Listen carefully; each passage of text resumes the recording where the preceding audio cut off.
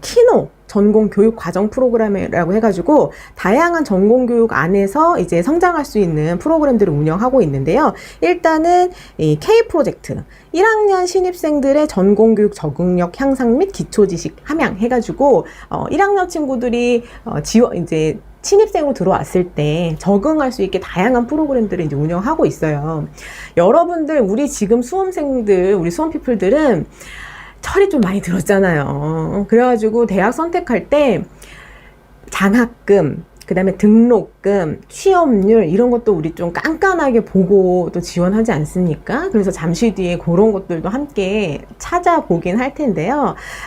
이 K 프로젝트는 1학년 신입생들 이제 적응할 수 있게끔 다양한 프로그램을 이제 운영하고 있는데, 그 중에서도 이제 시니어 친구들, 예를 들어서 선배 친구들, 2학년, 3학년, 4학년 친구들이 이 1학년 친구들의 이제 멘토로서 또 활동을 하고 서로 도와주고, 이런 프로그램에 참여하면은 그 학생들에게 이 프로그램에 또 들어간 학생들에게 1학점씩 학점도 주고, 그 다음에 그 멘토로 참여했던 학생들에게는 장학금도 주고, 그런 프로그램들이 좀 잘 운영이 되고 있다고 해요. 실제로 올해도 코로나 때문에 수업이 좀 어려웠을 때 대면으로도 멘토 멘티 화상 프로그램으로 진행을 함으로써 우리 1학년 친구들이 좀 다소 좀 의욕이 떨어지기도 하고 혼란스러울 때 그 선배 친구들과 이렇게 매칭을 시켜줘서 적응할 수 있게끔 잘 도와주는 그런 프로그램도 좀 운영이 되고 있었고요. 그 다음에 제가 조금 매력적으로 본 것은 요 나노랩과 레고 컨버전스 전공 요 두 가지거든요. 나노는 여러분 이게 막 잘게 쪼갰다는 얘기잖아요.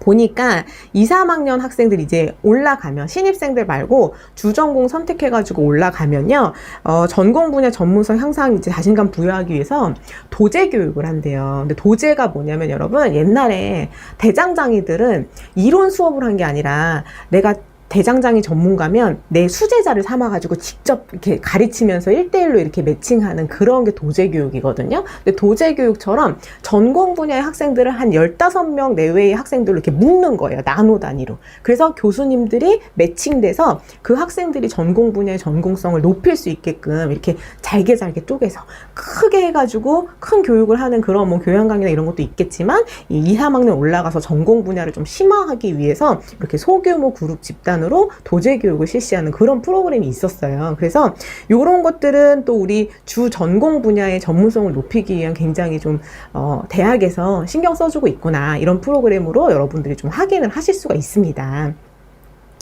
그 다음에 요 레고 컨버전스 전공은요, 여러분 이거 보세요. 이거 되게 재밌더라고요. 요즘은 보면은 각 대학마다 무슨 융합 전공, 자기 설계 전공, 뭐 다전공 이름 되게 많잖아요.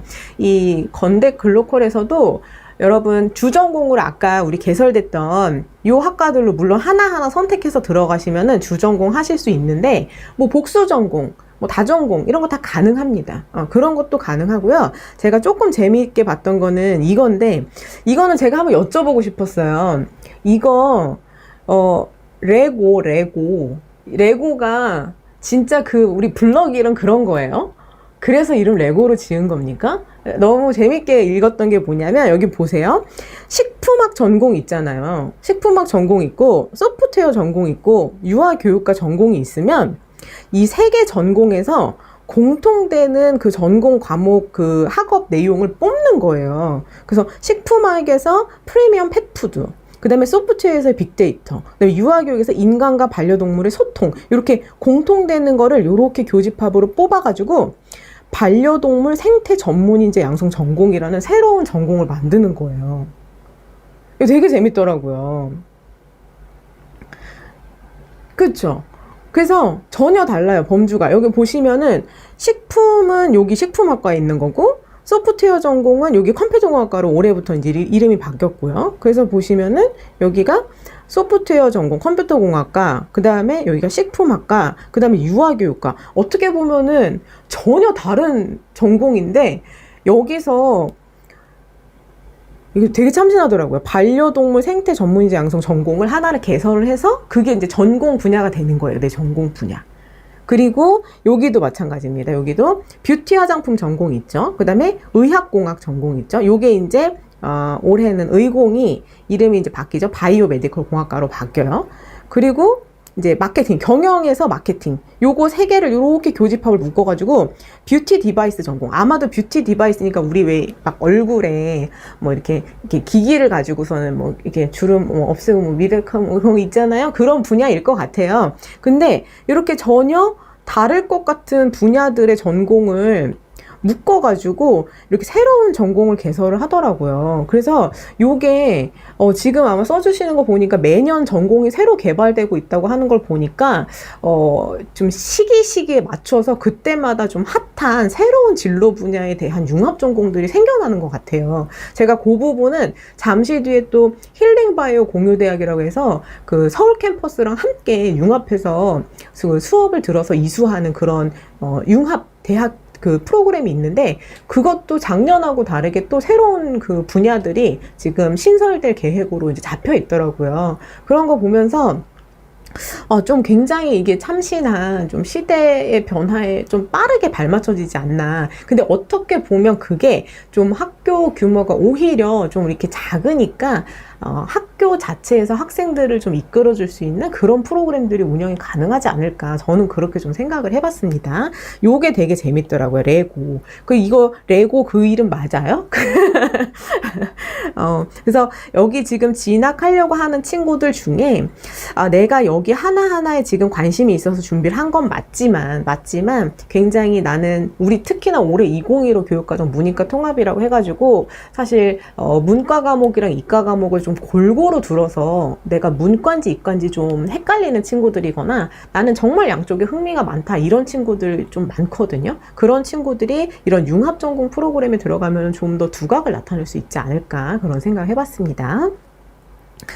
자, 그 다음이 또 이제 마이크로 디그리 교육과정인데요. 요거는 잠시 뒤에 설명드릴 약간 그 취업률, 취업에 대해서 어떻게 연계되고 있는가 거기에서 제가 한 번 더 이제 설명을 드릴 수가 있는데 요게 보시면은 조형예술학과 아까 우리 그 디자인 쪽에 있었죠. 미술 쪽에 있었잖아요. 그 전공이랑 그 다음에 경찰학과 있었죠. 경찰학과 그리고 식품학 전공 있고 뷰티 화장품 전공 있고 이렇게 있잖아요. 근데 이 전공 그 분야들을 전공 분야에서 실제로 그 산업체나 기관이 공동으로 들어가서 현장 실습이나 실무 역량을 강화할 수 있는 그런 프로그램들을 주고 있는 거예요. 그래서 보시면은 제가 읽지는 않을게요. 이게 진짜 그 구체적인 명칭이라서 여기 보시면은 조형예술학과 옆에 요렇게 실제 경찰학과도 경찰서랑 법무법인이랑 그다음에 식품학에서도 이렇게 이름 다 들어있죠. 요런 기업들이랑 연계가 돼서 학생들이 3, 4학년이 되면 이제 취업 준비를 실질적으로 해야 되는데 그때 그 기관이 공동으로 들어가서 교육과정도 개발되어서 이 학생들이 바로 졸업이 됐을 때 현장에 적응하기 유리하게 그런 프로그램들로 운영이 되고 있다. 이것도 상당히 좀 매력적이었어요. 그래서 지금 현재 얼마만큼 이제 이게 참여되고 있고 실제로 과목들이 어떻게 운영되고 있는지도 이렇게 안내가 되고 있습니다. 그래서 이 분야에 대해서 사실 이제 우리가 내가 이 건국대학교 글로컬 캠퍼스를 원래부터 워너비 대학으로 갖고 있었다 하는 친구들한테는 제가 이거를 뭐 구구절절 얘기하면 어차피 들어가서 열심히 찾아봐서 본인들이 열심히 찾아서 할 거예요. 근데 우리가 지금 건국대 글로컬 캠퍼스를 뭐 적정이라든지 안정하양이라든지 아니면 내가 지역을 여기까지 넓혀서 그동안 보지 않았다 하는 친구들한테는 사실 지역을 옮겨서 내가 지금까지 생각해보지 않은 대학들까지를 선택 범위 안에 넣어서 고민하기는 사실 쉬운 건 아니거든요. 쉬운 건 아니기 때문에 여러분들이 제가 오늘은 이 건국대 글로컬 캠퍼스 이 분들께서 대학에서 굉장히 적극적으로 여러분들께 접근하기 위한 이런 방법으로 이런 기회를 마련해 주셨지만 여러분들이 다른 대학들도 사실 이런 프로그램들이 어떻게 운영되고 있는지를 좀 하나하나 꼼꼼하게 살펴보시면 나에게 좀 잘 맞는 내가 잘 알지 못했던 그런 분들을 확인하실 수가 있습니다. 그래서 여러분들 요것도 좀 참고해 주시기 바랄게요. 요 레고는 그 레고가 맞다고 하네요.